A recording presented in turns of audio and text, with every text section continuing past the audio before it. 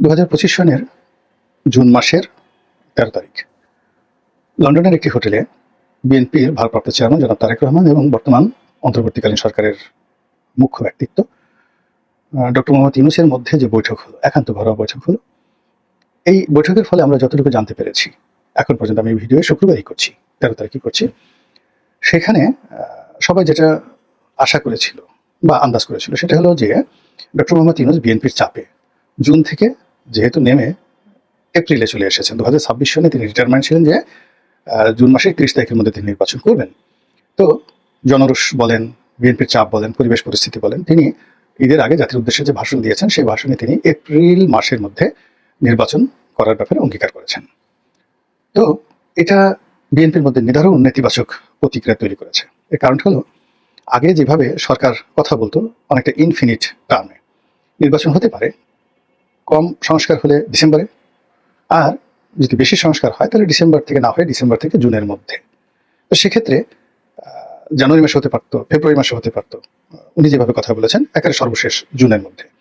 কিন্তু যখন তিনি সেই সম্ভাবনাটাকে অর্থাৎ ডিসেম্বর থেকে জুনের মধ্যে সম্ভাবনাটাকে একেবারে কনক্রিট 4 মাস পিছিয়ে নিয়ে, ডিসেম্বর থেকে 4 মাস পিছিয়ে নিয়ে এপ্রিল মাসে নিয়ে গেলেন, তখন বিএনপি মূল্যায়ন করলো যে এটা একটা ছলচাতুরি, এটা বিএনপিকে ঠকানোর একটা প্রচেষ্টা, এটা নির্বাচনকে বানচালার একটা প্রচেষ্টা, এবং ডিসেম্বরের মধ্যে নির্বাচন না হলে বিএনপি আর জীবনে ক্ষমতা আসতে পারবে না। ফলে ভীষণভাবে বিএনপি প্রতিক্রিয়া দেখালো এবং ডক্টর মোহাম্মদ ইউনূসের সেই বক্তব্যকে বলতে গেলে অনেকটা তারা বলার চেষ্টা করলো যে এটা একটা ধাপ্পাবাজি, অসৌজন্যমূলক বক্তব্য, ইত্যাদি ইত্যাদি নানা রকম। তেমনি ঈদুল আজহার আগে রাজনৈতিক পরিস্থিতি ভিন্ন রকম উত্তাল ছিল। আপনারা জানেন যে সচিবালয়ে লাগাতার 1 মাস ধরে সেখানে যাকে বলা হয় অস্থিরতা চলছে, এটা এখন নিষ্পত্তি হয়নি। জাতীয় রাজস্ব বোর্ড, সেখানে অস্থিরতা চলছে এবং এখন পর্যন্ত নিষ্পত্তি হয়নি। ঢাকা দক্ষিণ সিটি কর্পোরেশনের মেয়র পদ নিয়ে বিএনপির সঙ্গে ডক্টর মোহাম্মদ ইউনূসের মতবিরোধ এখন পর্যন্ত নিষ্পত্তি হয়নি। তো এই সকল বিষয় নিয়ে পুরো বাংলাদেশ রীতিমতো অচল ছিল। এর বাইরে সেনাপ্রধানের সঙ্গে ডক্টর মোহাম্মদ ইউনূসের মনস্তাত্ত্বিক দূরত্ব, বঙ্গভবনের সঙ্গে যমুনার মনস্তাত্ত্বিক যুদ্ধ, ভারত এবং আমেরিকার বলয়ের মধ্যে টানাটানি, এবং করিডোর নিয়ে, তারপরে চট্টগ্রাম বন্দর নিয়ে যে সমস্যা, এর ফলে পুরো ঈদুল আজহার আগের যে সময়টি সারা বাংলাদেশ কার্যত অচল ছিল। No revenue, no work, no development, no loan, no nothing, মানে কোনো কর্মসংস্থান থেকে শুরু করে বাংলাদেশ কিছু না করে কেবলমাত্র দৈনিক 3 বেলা খাবার খাওয়া, প্রাকৃতিক কর্ম করা, এর মধ্যে মানুষ তার জীবন সীমাবদ্ধ রেখেছিল। আর শঙ্কা নিয়ে, আতঙ্ক নিয়ে, ভয় নিয়ে অপেক্ষা করছিল কখন না জানি কি ঘটে যায়। তারা একবার উত্তরপাড়ার দিকে তাকায়, একবার যমুনার দিকে তাকায়, একবার দক্ষিণ সিটি কর্পোরেশনের দিকে তাকায়, আরেকবার এশরাকের দিকে তাকায়, আবার উপদেষ্টাদের দিকে তাকায়। আসলে এই জিনিসগুলো যখন চলছিল তখন ঈদের একটা লম্বা ছুটি, 10 দিন। তো এই 10 দিনের মধ্যে অনেক কিছু হতে পারত, অনেক কিছু হতে পারত। এর কারণ হলো যে মানুষ গ্রামে চলে গেছে, রাজধানী অনেকটা ফাঁকা। তো এই সময়টিতে মানে যেটা বাস্তব হওয়ার সেটা মনস্তাত্ত্বিক বিষয়গুলো ছিল খুবই বিরক্তিকর, এবং সেই বিরক্তি কাটানোর জন্য ডক্টর মোহাম্মদ ইউনূস তিনি ইংল্যান্ড সফরে গেলেন। বলা হয়ে থাকে এটা পুরস্কার নেওয়ার জন্য, কিন্তু আমার কাছে মনে হয়েছে যে তিনি একটু নিঃশ্বাস নিতে চাচ্ছিলেন, লন্ডনের মাটিতে একটু নিঃশ্বাস নিতে চাচ্ছিলেন, তো সেখানে তিনি গেলেন। তো সেখানে যাওয়ার পরে যখন তারেক রহমান সাহেবের সঙ্গে তার একটা বৈঠক নির্ধারিত হলো, তখন সবাই বিএনপির যারা শুভার্থী বলে দিল যে মিটিংটা আসলে বিএনপির জন্য ভালো হবে না। সবাই কিন্তু নিষেধ করেছে। বিএনপির কারা এই বৈঠকের পক্ষে বলেছে আমি এটা বলতে পারবো না, কিন্তু আমরা যারা বিএনপির সমর্থক হিসেবে পরিচিত, তারপর আমাদের বাইরে যারা আছেন, দেশি বিদেশি যারা বিএনপিও করেন না কিন্তু একটা নিউট্রাল অবস্থানে থেকে রাজনীতির বিশ্লেষণ করেন, আর আওয়ামী লীগেরও কিছু লোকজন আছেন যারা এখন তাদের নিজেদের স্বার্থে আসলে বিএনপির পক্ষে বলেন, তারা সবাই বলেছেন যে তারেক রহমান সাহেবের সাথে ডক্টর মোহাম্মদ ইউনূসের যে বৈঠকটি, সেই বৈঠকটি আলটিমেটলি পুরোটাই ডক্টর মোহাম্মদ ইউনূসের পক্ষে যাবে। আর ওই বৈঠকে যে সিদ্ধান্তই আসুক না কেন, পুরো সিদ্ধান্তই বিএনপির বিপক্ষে যাবে যদি বিএনপি ওনাকে বাধ্য করতে না পারে ওই বৈঠকে যে ডিসেম্বর মাসে নির্বাচন হবে। December means December. এর কারণ হলো মুখের কথা একবার বের হয়ে গেলে ওটা আর ফিরত আনা যায় না। বিএনপি মানে দুটো বিষয় নিয়ে এই মুহূর্তে লড়াই করছে। 1 নম্বর হলো যে কোনো মূল্যে দক্ষিণ সিটি কর্পোরেশনের মেয়র পদটা তাদের পেতে হবে। এখন এই মেয়র পদটা এটা পাওয়া নয়, এটা একটা জিদাজিদির বিষয় হয়ে গেছে, এটা কি শক্তি প্রদর্শনের বিষয় হয়ে গেছে, এটি জয় পরাজয়ের বিষয় হয়ে গেছে, সরকার বনাম বিএনপি, এটার একটা সেটেলমেন্ট হতে হবে। তো এখানে যদি এরশাদকে নিয়োগ না দেওয়া হয় বা এরশাদ যদি দাবিটা আদায় করতে না পারে, ইট মিনস এখানে বিএনপির এই জায়গাটাতে পরাজিত হলো। 2 নম্বর হলো যে বিএনপির যাকে বলা হয় চেয়ারপারসন, ভারপ্রাপ্ত চেয়ারম্যান এবং চেয়ারপারসন বেগম খালেদা জিয়া, নিঃসন্দেহে তারা চিন্তা ভাবনা করে কথাবার্তা বলে সর্বশেষ যে বৈঠকটা হলো, বিএনপির যে সমাবেশ হলো, মহাসমাবেশ, তারুণ্যের মহাসমাবেশ, তো সেখানে জনাব তারেক রহমান সাহেব যখন ডিসেম্বর মাসে নির্বাচন হতে হবে এই কথা বলে সরকারকে একেবারে ফাইনাল বলে দিলেন যে হবে না, এর বাইরে হবে না। এবং যা হয়, বিএনপির শীর্ষ পর্যায় থেকে যখন এরকম একটা সিদ্ধান্ত এলো, বিএনপি সব নেতারা বললেন যে ডিসেম্বরের মধ্যে যদি নির্বাচন না হয় তারা নিজেরাই শিডিউল ঘোষণা করবেন, তারপর শেষে এটা করবেন ওটা করবেন।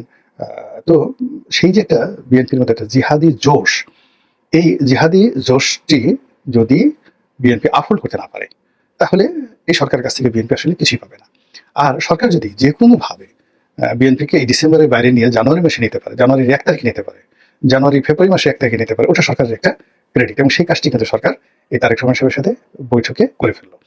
এখন বৈঠকের আগে যারা মানে রাজনৈতিক বিশ্লেষক তারা সবাই বলার চেষ্টা করেছেন যে এখানে একটা মাঝামাঝি জায়গায় আসবে ফলাফল, অর্থাৎ ফেব্রুয়ারি মাসে হবে। এখন দেখুন, ফেব্রুয়ারি মাসে নির্বাচনের কথা কিন্তু জামাত বলেছে, জামাতের কথা মানে এনসিপির কথা, আর এনসিপির কথা ডক্টর মোহাম্মদ ইউনূসের কথা। কিন্তু ঘুরে ঘুরে এই যে একটা বৈঠক হলো ঢাক ঢোল পিটিয়ে, এবং সেখানে সেই জামাতের ফাঁদি বিএনপি পা দিল। এবং সবচেয়ে বড় ব্যাপার হলো যে এখানে যে কথাটি ডক্টর মোহাম্মদ ইউনূস বলেছেন এটি বিএনপির জন্য রীতিমতো একটা মরণ ফাঁদ।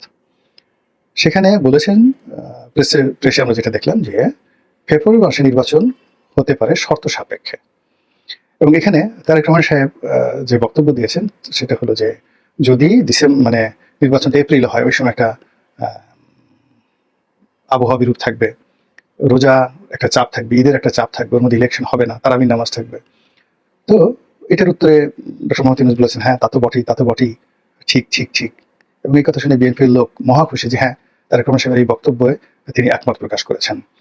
সেকেন্ড থিং হলো যে ফেব্রুয়ারি মাসে যে নির্বাচন, সেই নির্বাচনটা তো ফেব্রুয়ারি মাসে, ওটা তো বিএনপির দাবির মধ্যেই ছিল না, ওটা জামাতের দাবি, বিএনপি তো সেটা মানেনি, আর ওটা ডক্টর মোহাম্মদ ইউনূসের দাবি। এখন সেটা বিএনপি কে রাজি করার জন্য তারা তো অনেক আগে থেকেই ফেব্রুয়ারি মাসে নিঃশর্তভাবে আনকন্ডিশনাল ইলেকশন দেওয়ার জন্য মনে মনে তারা প্ল্যান করে রেখেছে, এবং সেভাবে তারা প্রচার চালাচ্ছে। জামাতের মধ্যে তারা আগে বলাচ্ছে, অন্যান্য লোকের মধ্যে আগে বলাচ্ছে যে একটা ফেব্রুয়ারি মাসে নির্বাচন হতে পারে গ্রহণযোগ্য, এটা ফেব্রুয়ারিতে হলে ভালো হয়। কিন্তু ডক্টর মোহাম্মদ ইউনূসের, তিনি যে বিশ্বমানের খেলোয়াড় এবং তিনি যে এখানে জয়লাভ করলেন তার প্রমাণ হলো তাদের যে এটাতে তিনরা দেওয়ার জন্য এখন আনকন্ডিশনাল ফেব্রুয়ারি মাসে নির্বাচন দেওয়ার জন্য যারা 10 পায়ে দাঁড়িয়েছিলেন, তাদের কাজই হলো বিএনপি যে আলটিমেট টাইম দিয়েছে সেই আলটিমেট টাইম থেকে তাদেরকে বের করে আনা, এবং সেটা তারা করেছেন এখন ফেব্রুয়ারি মাসে।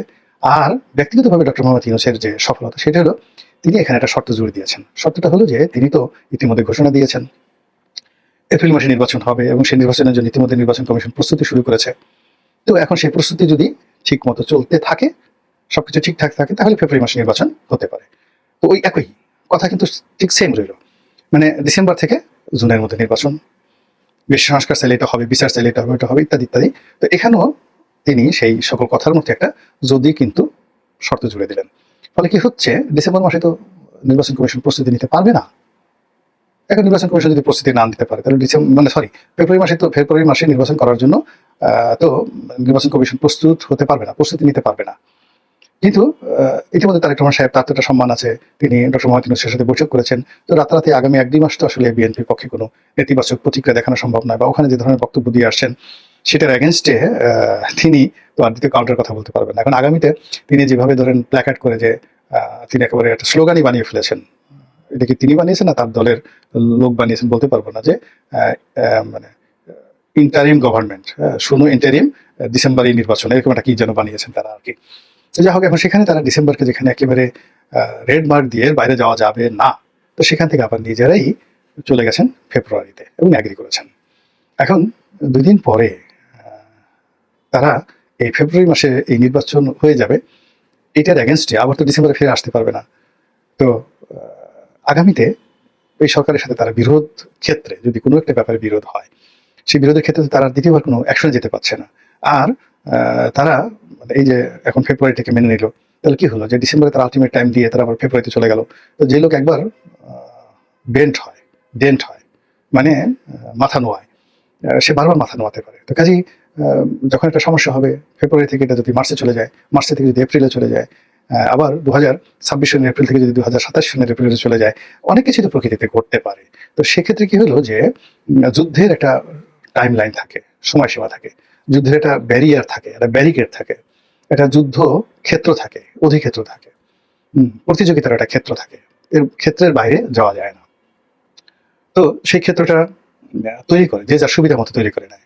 যেমন ধরুন পানিপথের যুদ্ধ, এখন যুদ্ধটা পানিপথে হবে, যারা আগে পৌঁছায় জয়লাভ করবে তারা পানিপথের কোন অংশে থাকবে তারা সিদ্ধান্ত নিয়ে নেয়। এবার ধরুন বদরের যুদ্ধ, ওহুদের যুদ্ধ। তো এই যে এলাকা ঠিক করা এবং যুদ্ধের যারা পক্ষ তারা নিজের নিজের এলাকা প্রোটেক্ট করে নেয়, একটা অধিক্ষেত্র তৈরি করে নেয়।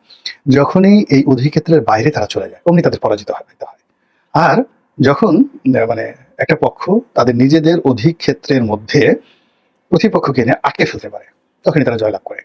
এখানে বিএনপিকে কে বলেছিল ডিসেম্বরের মধ্যে তাদের মানে মানে অধিক্ষেত্র তৈরি করার জন্য, তাদের একটা সার্কেল বৃত্ত তৈরি করার জন্য? কিন্তু কেউ বলেনি, বিএনপি নিজেরা করেছে, ডক্টর মোহাম্মদ ইউনূস বলেননি। তো বিএনপি ইচ্ছা করলে প্রথম থেকে বলতে পারতো যে না ঠিক আছে আরো কিছু দেখি, তাদের অধিক্ষেত্র রচনা করার দরকার ছিল। কিন্তু যেহেতু একবার তার অধিক্ষেত্র রচনা করে ফেলেছে, টাইম ফ্রেম দিয়ে ফেলেছে, সেক্ষেত্রে সেই ফ্রেমের বাইরে যাওয়া মানে তাদের পরাজিত হওয়া এবং তাদের মাথা নোয়ানো এবং তাদের ব্যর্থতা। এবং এটা তাদের যারা প্রতিপক্ষ তারা ভীষণভাবে এটাকে ব্যবহার করবেন এবং ভীষণভাবে তাদেরকে বারবার বলবে যে ঠিক আছে আপনারা তো একবার বৃত্ত ভেঙেছেন, এবার দ্বিতীয়বার ভাঙেন, তৃতীয়বার ভাঙেন। এটা অনেকটা মেরুদণ্ড ভেঙে দেওয়ার মতো। 3-4 বার মেরুদণ্ড ভেঙে দিলে এরপর আসলে মেরুদণ্ড থাকে না, সর্পিল গতি হয়ে যায় জীবনের। তো তদ্রূপ এই যে ফেব্রুয়ারি মাসে শর্ত সাপেক্ষে নির্বাচন হতে যাচ্ছে এবং এই ফাঁদে বিএনপি যে পা দিল, এইটার ফলাফল ভালো হবে না। এবং আমি দেখেন যখন তারেক রহমান সাহেবের সাথে তার বৈঠক হচ্ছিল তখনই আমি কিন্তু লাইভ করেছিলাম। যারা দেখেছেন তারা হয়তো অনেকে জানে যে আমি সেখানে কি বলেছি। দেখেন বৈঠকের পর ঠিক সেম ঘটনাই ঘটলো এবং আসতেছে 14 তারিখে উনি আসবেন বাংলাদেশে। আসার পর খালি দেখেন 14 তারিখ থেকে 20 তারিখের মধ্যে বাংলাদেশে কি ঘটনা ঘটে। ডক্টর মোহাম্মদ ইউনূস তার কথায় কতটা অবিচল থাকতে পারেন আর যারা তারেক রহমান তার কথায় কতটা অবিচল থাকতে পারেন সেটা আপনারা এই আগামী 1 সপ্তাহের মধ্যে দেখতে পাবেন। আল্লাহ আমাদের সবাইকে হেদায়েত দান করুন এবং হেফাজত করুন। আসসালামু আলাইকুম ওয়া রাহমাতুল্লাহি ওয়া বারাকাতুহু।